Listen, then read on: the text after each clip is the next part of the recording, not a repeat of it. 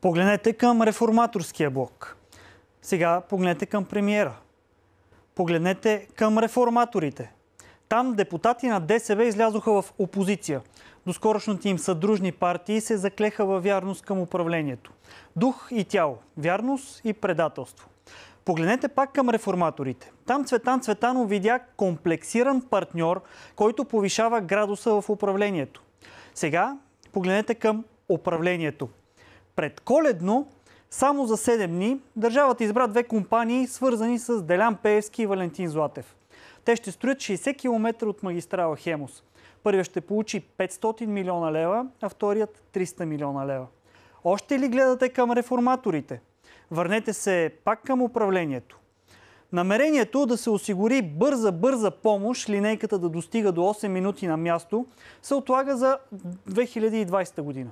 Финансовото министерство ще задължи фирмите да плащат ДДС върху фирмени активи като мобилни телефони и компютри, ако започнат да се ползват за лични нужди. Екипът на Владислав Горанов не мисли как да повиши събираемостта на данъците, а как да наложи все повече данъчна тежест.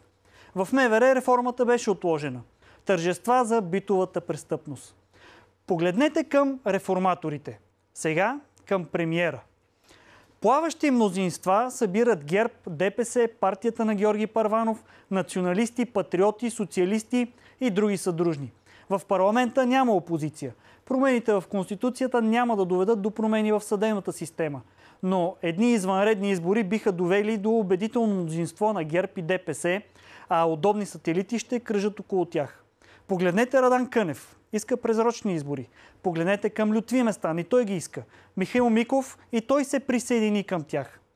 Погледнете към реформаторския блок. Сега погледнете към премиера. Погледнете пак реформаторския блок. Сега отново премиера.